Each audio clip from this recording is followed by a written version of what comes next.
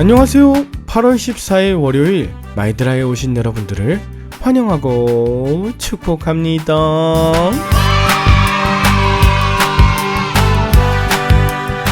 요즘 서신서 묵상을 하다보니 이전엔 보이지 않았던 것들이 많이 보이기 시작합니다. 특별히 고린도전서의 이야기가 과거와 현재 나의 모습을 드러내는 것 같아 감사하고 또 새롭게 들리는데요. 바울이 경험하며 서신서를 보낸 그 상황들이 현재 내 삶에서 펼쳐지고 또 해결되며 적용되고 있어서 얼마나 즐거운지 모릅니다. 그럼 오늘도 저와 여러분들에게 말씀하시는 복음의 편지가 무엇인지 기대하며 힘차게 마이드라를 시작해 보도록 하겠습니다. 자, 출발!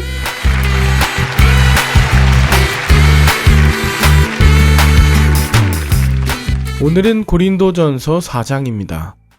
바울은 지난주 금요일에 자신을 고린도 교회에 보내신 하나님의 동역자라고 소개했는데요. 오늘은 자신을 무엇이라 표현했는지 한번 주목해 보시길 바랍니다. 본문 1절입니다. 사람이 마땅히 우리를 그리스도의 일꾼이요 하나님의 비밀을 맡은 자로 여기지어다. 바울은 사역자들이 교회의 주인이 아닌 일꾼이며 그들의 사명은 맡겨진 하나님의 비밀을 사람들에게 나누어 주는 자라고 말합니다. 보통 성경에서 일을 하는 일꾼으로서는 디아코노스라는 단어를 많이 쓰고요. 이게 디콘, 즉 집사의 어원이죠. 또 종이라고 할 때는 둘로스라는 단어를 많이 씁니다. 둘로스는 자발적으로 종된 자입니다. 그런데 오늘 본문 1절에 나오는 일꾼이요 할 때 이 일꾼은 휘페르테스라고 하는 단어인데 휘포라고 하는 아래 그리고 에레소라고 하는 노를 젓는다 라는 뜻이 하나 된 합성어예요. 그러니까 아래에서 노를 젓는 자, 큰 배에서 노를 젓는 노예가 바로 휘페르테스입니다. 사도 바울은 자신을 그리스도의 종, 아니 노예라고 표현한 겁니다. 한번 생각해 봅시다. 우리 모두는 누군가의 노예예요. 명예의 노예, 물질의 노예, 행복, 성공, 쾌락, 분노, 미움, 자기애적인 노예로 살고 있지 않습니까? 그런 바울은 자신이 그리스도의 사랑과 은혜의 종이 되어서 노를 젓고 있다는 것이죠. 물론 휘페르테스의 삶은 쉽지 않습니다. 여러분, 이 휘페르테스는 전쟁 때 전투를 해야 하는데 배가 느려서는 이길 수 없기 때문에 노를 쥐고 전속력으로 달리기 위해 배의 가장 밑바닥에서 힘을 다해 노를 저어야 하는 존재들이었습니다. 그렇다면 왜 바울이 이 휘페르테스라는 단어를 썼을까? 세 가지 특징을 살펴보면 첫째, 휘페르테스는 혼자가 아닌 함께 힘을 모으는 존재라는 것입니다. 함께 힘을 모으는 존재. 휘페르테스는요, 혼자가 아닙니다. 함께 호흡을 맞추고 리듬을 맞추어 노래 젓는 동역자들이 있다는 것이죠. 배에 노래 젓는 자는 수십 명입니다. 어떤 한 사람이 노래 잘 젓는다고 배가 빨리 나아가질 않습니다. 반대로 한 사람이 지치고 낙오하며 쓰러지는 것도 문제가 됩니다.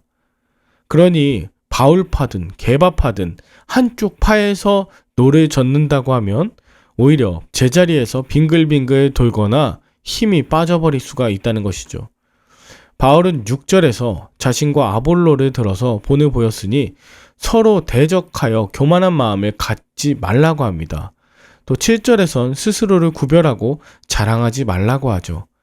노 젓는 자가 서로 교만한 마음, 대적하는 마음을 가지고 있으면 앞으로 나아갈 수가 없고 또 자기 자신은 일을 하지 않는 그런 구별된 자로 삼거나 지시하거나 시키기만 하는 교만함으로 다른 이들까지 낙오되질 않길 바라는 마음을 알 수 있습니다. 자, 휘페르테스의 첫 번째 특징이 함께 힘을 모으는 자라면 두 번째 특징은 배가 나아갈 방향을 아는 자들이라는 것이죠. 자, 휘페르테스가 노를 젓는 배는 나아가야 할 방향과 목표 또 전략들이 있습니다. 왼편으로 가야 할 땐 오른쪽의 휘페르테스들이, 오른편으로 가야 할 땐 왼쪽 휘페르테스들이 더 힘을 내어 노를 저어주어야 합니다. 그렇다면 이 모든 걸 지시하고 방향을 결정하는 키잡이는 누구이실까요? 바로 배의 선장이신 예수 그리스도이십니다. 휘페르테스가 아니에요. 그런데 고린도 교회 휘페르테스들은 6절에 보면 말씀 밖으로 넘어가 버리고 또 8절부터는 너희가 이미 배부르며 이미 풍성하며 우리 없이도 왕이 되었도다 하면서 다 노래 젓는 자가 아닌 배의 방향을 결정하는 선장의 자리에 올라가 있음을 보여줍니다. 자, 바울도 선장이나 퀴자비가 아닙니다. 바울도 같은 휘페르테스예요. 그가 겪은 모든 주림, 목마름, 헐벗음, 매맞음, 수고함, 모욕당함, 박해받음, 비방받음에 대해서 그는 자랑합니다. 이것은 고린도 교회 성도들을 부끄럽게 하거나 정죄하는 것이 아니었습니다.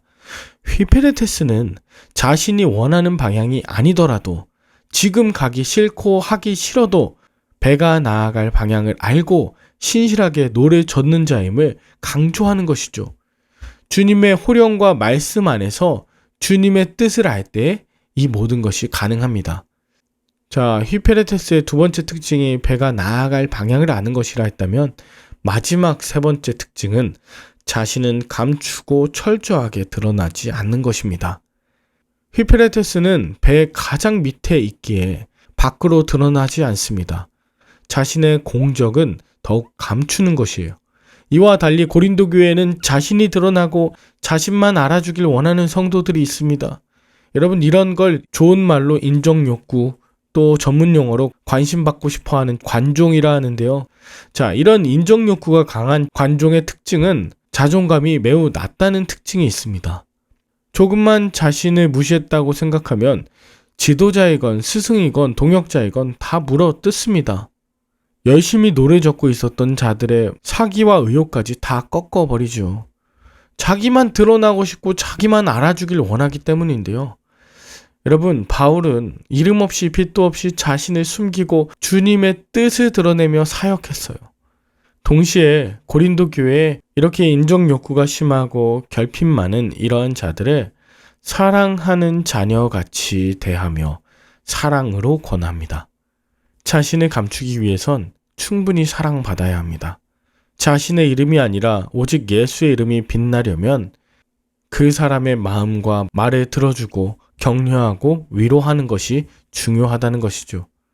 밖으로 자신의 불만과 감정, 원하는 것을 터뜨리는 사람은 반대로 말하면 자신의 기도 제목, 자신의 아픔을 나눌 사람이 한 사람도 없다는 외로운 존재라고 스스로를 드러내는 것입니다.